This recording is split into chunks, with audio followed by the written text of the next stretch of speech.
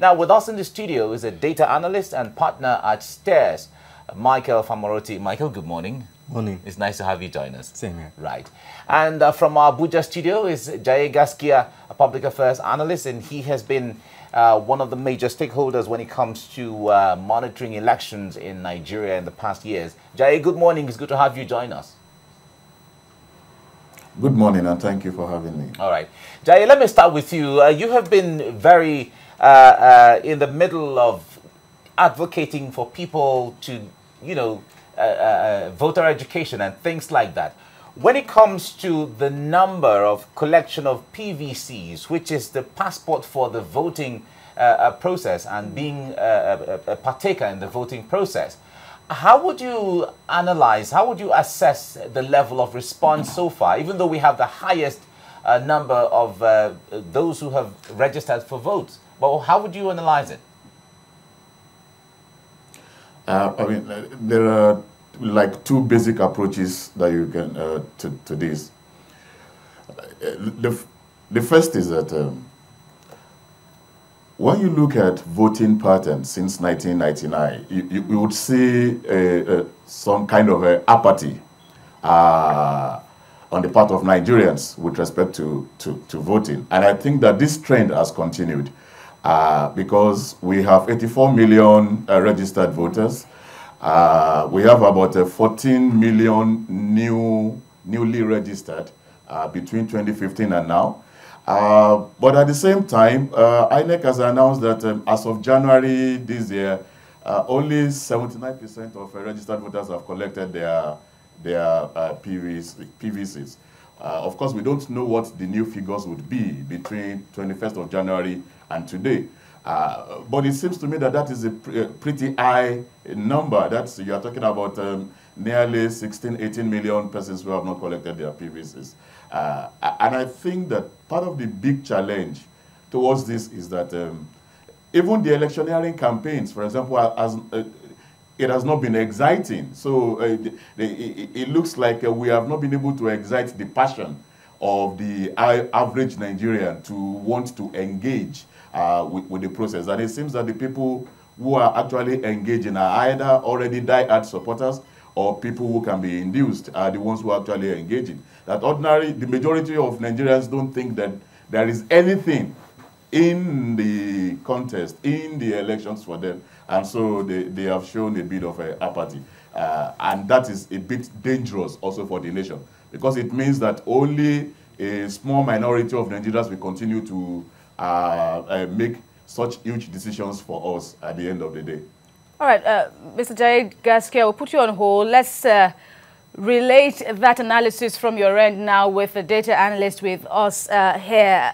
All right, so Michael Famoroti, there is an established apathy on ground. Is that what you're reading to in terms of numbers? I think that's a very good question, and I'll take it from two ways. The first is there's a management principle that says that if someone doesn't do something, then there are broadly two reasons why. One is either they can't do it, or two, they don't want to do it. Somehow we've jumped past the can't and gone straight to people don't want to vote or don't care about voting. And I don't think that's necessarily the case, right? And we need to go back and go beyond a single data point to actually assess, is it that the process is still difficult? Is it that people cannot leave their offices between 10 and 4 p.m. to go and pick up their voters' cards? Right? So we need to really investigate in the data. Is it a case of people can't pick up their PVCs or they don't want to pick up their PVCs? That's the first thing. And the second thing is, and again, it hinges around the importance of data, right? A single statistic cannot tell the whole story. So INEC has put forward this information, 79% of PVCs have been collected, right? Now, that's intentional. It's to shape the narrative. They will mention that, but they will not tell you the statistics on the number of people that have registered, but their cards are not ready. Now, having gone to pick up my PVC, I witnessed many people that were turned back, even just yesterday. Why? Because their cards are not ready. A day before the deadline, their cards are, and many people were told to come back after the elections. Right? Now, again, data shapes the narrative, right? And that's why we at STAIRS think it's so important. What location would that be? What location would that be in Lagos? That's Koshofe. All right. Okay. Yeah. All right. So again, data shapes the narrative, and that's why we at STAIRS think it's very important that we expand data access to Nigerians, particularly during the election process, and that's why we've kicked off our data sites. All right, you have to bring in the issue of the voter education. Michael, I'm staying with you on this. When it comes to voter education or voter enlightenment, Lagos, from the statistics we got, Lagos still has one of the highest number of uncollected PVCs. And if you want to juggle the numbers or juggle the figures as to how much people are aware of the need to be part of the process and all of that, you have a large number of people who are aware of these things in Lagos. But what do you think is responsible for this difference, the ratio between voter education and actually going out there to be part of the process? So again, I think we're making assumptions, right? Okay. And that's why the paucity of data and the electoral process is such a problem. Because we jump straight to voter education, and people perhaps not understanding the importance of going to pick up their PVCs and voting. I don't think any region of the country is more patriotic than another. I don't think the higher PVC collection rates in some regions suggest that they know more or understand more. No, I don't think there's a basis for that, right? And the data doesn't suggest it either. So we have to look at alternative reasons. Now, to take you on a brief segue, right? What has been found in other countries? I'll take the UK for example, or in countries where they self-report their taxes. Now, oftentimes people delay or miss the deadline. Now, the assumption initially was that people are trying to evade taxes.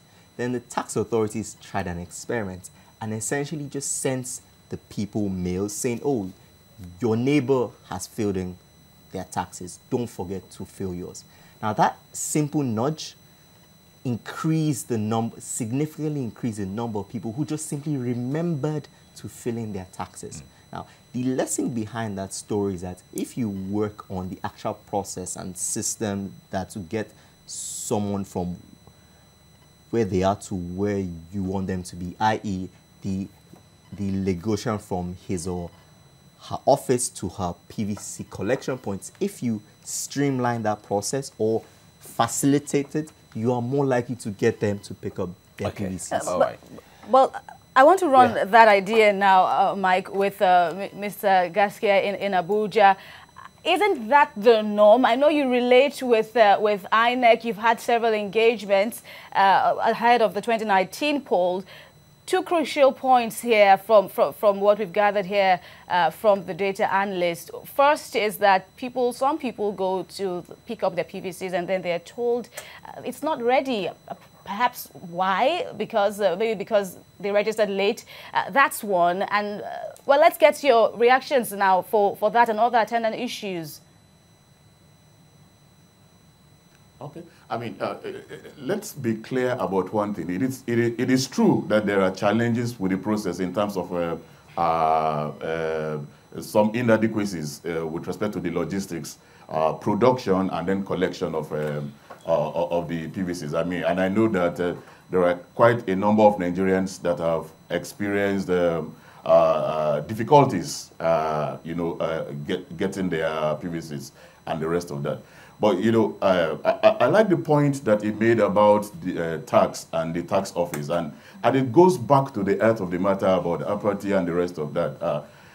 Let's face it, in Nigeria, which of the major political parties, for example, who are going to be the major beneficiaries of an election in terms of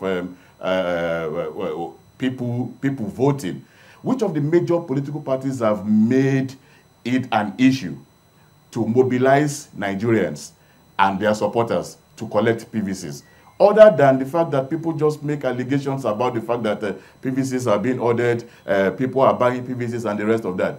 But I mean, the political parties themselves, what is their role? Because if political parties really have membership and they have loyal membership and they have ideas in the public space that people buy into, then these political parties would also be able to carry out civic education and get their, their supporters to go out there. And then if they did that, there will be greater pressure on the electoral management body, on the government and everybody to actually ensure that the necessary logistics are then put in place. I mean, just imagine if people were like all the collection points for the PVCs. If you had 30, 40, 100 people lining up every day, I'm sure that spectacle, even with the media now, there's going to be a lot more pressure, and this is going to be done. But this is not being done, and that's why I said, because it seems to me that politicians they want a situation where the less the number of people that collect PVCs, the better for them, and then the less the cost in terms of inducement and the rest of that. So I think that that's really the big challenge. We think that because INEC is the one responsible for registering and issuing the PVC, that it is INEC's sole responsibility to get people to collect it. No. Your civic duty as a citizen, one of it is to vote. A political party has a responsibility to ensure that if you are canvassing for votes, that the people who are actually going to be able to vote actually have the wherewithal to vote. All right. Now, let me stay with you, Jai Gaskia. You talked about apathy earlier on. If I have to dwell on that, the number of voter register now is 84 million. About half of that is still going to be apathetical to the election, one way or the other, from at least from the records we have got so far in the past election, where those who vote are generally within the range of 20, 30, 40 million. Now, if we get to the crux of this apathy, what would you think will be the reason for this said apathy? Because a lot of young people, even as I said yesterday, we were speaking with some young people, they just want to collect their PVCs as an evidence of identification when they are registering for this or registering for that, but not for the purpose of the election. Absolutely. Absolutely. Because I have also had that experience. Many people that I've spoken to are simply collecting the PVC or going to register because they think that they are going to need that card at some point for identification purposes and the rest of that. Not necessarily because they actually want to participate, in the electoral process. And I think it's also because it goes back. This has nothing to do with INEC. It goes back to the political parties, the nature of politicking, the nature of our political parties, the fact that political parties are actually not discussing ideas. They are not discussing the issues that affect the generality of Nigerians. Okay, look. If you look at the 84 million registered voters, and according to INEC, 22 million of these are students. Of these are students. Now, if political parties were, for example, and these are students of tertiary institutions whose lecturers have been on strike for 3 months. Now, if political parties were actually discussing, for example, education and how to address the problem of tertiary education, don't we think that a sizable number of these 22 million students would actually become very interested, in the political process and want to be part of the process of deciding on who is actually going to improve on education and who is going to address the problem. So that's the challenge. And it's a global trend. When you look at it globally, turnout is always low or on the average. And particularly when political parties have become complacent and the establishment has become complacent. And that is why you are having, when you have new voters coming out and you have a fringe elements exciting, the intellect of people who are disillusioned. They bring them out and you start seeing, you know, right-wing swing to the right, to the extreme right wing, and the rest of that rising in the votes. So we need to do a similar thing here. We need to reform the nature of our political parties so that they become really issue-based and they go out, you know, to actually mobilize and get support and loyalty of the people on the basis of ideas and their vision. All right, Mr. Gaskia, let's also check the flip side, Michael Famroti. Now there's talk of what becomes or what will happen to the left uncollected PVCs. Allegations, counter allegations that this party, the ruling party, for example, could you know, want to use, or INEC could probably want to use the remaining cards now to rig the elections, or to be, you know, of course, to be complicit in the rigging of elections. Now, these are allegations that have been flying around. But really, is there any substance to it? We've dealt with the issue of cloned PVCs. Now we're hearing cases of, you know, how the remaining PVCs could actually be used. Is there anything, you know, to hold substantial now in these allegations? Well, so I'll just say that I do agree with my fellow guests on the point of addressing issues and how that motivates people to participate, right? But just closing off the issue on apathy, right? Let's go back to the data one more time. Nigeria has political party membership of about 20%, one of the highest in the world. That is surprising, and it does not signal apathy, right? But even if we're to go down that route, right, why do people feel that way? I think fundamentally it comes down to disillusionment with the process and the outcomes, right? And that's why, again, we thought, okay, the solution to this, or the start of the solution, is to shine a light on what's going on in terms of the process and the outcomes, right? And it really all starts from the election results, right? On and after election day, I want to know what's going on. I want to know who is winning down to nearest detail. I want to know if there are 20,000 PVCs collected in Kogi State. I want to know the number of votes each party gets in Kogi. Do we have that? Do we have that? Yes. So INEC has, and will always have that data, right? But for too long, it has not been on the public sphere or in the public domain. So what we said, you know what, we're going to spend the last couple of months collecting historical data from INEC and building a platform such that as they release the results for 2019, every Nigerian can get this data real time on the site. Yeah, through nigeriaelections.steersng.com. But Michael, so it's a project to get Nigerians to have so every question you have on the voters, on the votes that PDP wins in Kogi, in a state that you say, okay, 3 million people registered, but only 300,000 collected PVCs, and only 200,000 voted. And why are we seeing APC or PDP winning 400,000 in that state? Only when you begin to look at the data can you answer questions about, is there rigging or not? And will this also address concerns about the remaining cards now being used, you know, to rig the elections or to mar the process? Exactly, because once you layer the INEC data on PVC collection with the election results, you can make easy comparisons, right? And then you begin to spot issues. For example, in Osun State, right, there was a constituency that the margin was very close, right, between APC and PDP. Now, in that constituency, the number of cancelled votes... You're talking about last year's elections? No, yes, just Osun, the recently concluded ones. The number of cancelled votes in that constituency was just higher than the margin between the two parties. Now, it is possible that those cancelled votes were the ones that swayed. But we only see that because we begin to look at the data and because we begin to say how many votes did PDP, APC, and so on win in every constituency, not just high-level PDP one.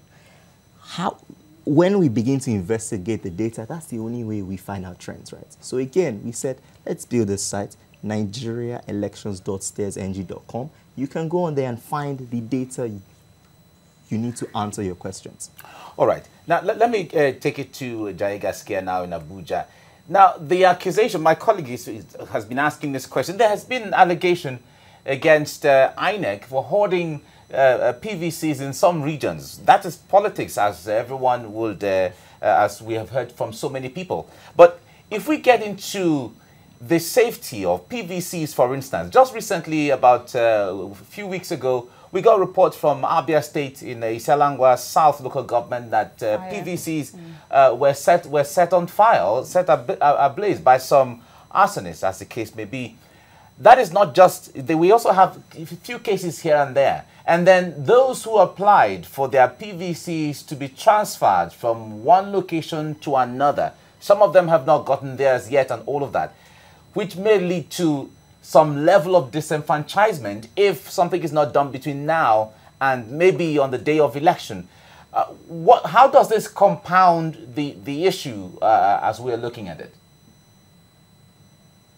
I mean, the fact that people go through so much stress in order to be able to access or collect their PVC, it also eventually results into deepening the sense of disillusionment and with the process, because somebody who is already skeptical and then goes through all of these difficulties and is still unable to collect their PVC, what you are doing is that you are reinforcing in the mind of that person that is really not worth my while. Now, but having said that, I also think that when we have, like my colleague was talking about data now, if we have the information now, for example, and this is where politicians and INEC really needs to be very careful. If we have the data available and we start seeing that the rate of collection in certain regions or certain geopolitical zones is higher or lower than in other regions, then politicians can begin to read meanings into this and begin to now ascribe bias and all of that process. So it's when you create this kind of challenges that you create the ground for suspicion, to be made. But let's go back to address the question of uncollected PVCs and whether it can be used to rig. I mean, let's be very clear about this. Using the PVC requires your biometric data and from your thumbprint and the rest of that. And in this election, no voting will be held without the card reader and the rest of that. So really, it becomes useless. To any card that is uncollected is actually really useless and cannot affect. It cannot be added to the vote of any other person. But what this can mean is that if it is the supporters of one political party that have not collected and the supporters of another political party have collected, of course that can shape the outcome in terms of if they actually now come out, to vote. Okay. But the fact now is that I don't see how between now and the first election on February 16th, how we can clear 10 million PVCs. So they should be extended. A final word from you, Mr. Gaskia. They should be extended. The deadline should be extended. Yeah, to probably the 2 days before the election, maybe Thursday next week. Okay. That said, Michael, is that the view you share too? Yeah. Okay. All right. Thank you very much, Michael Famoroti, data analyst and partner at Steers. Thank you so much for coming. Sure. And we also thank you.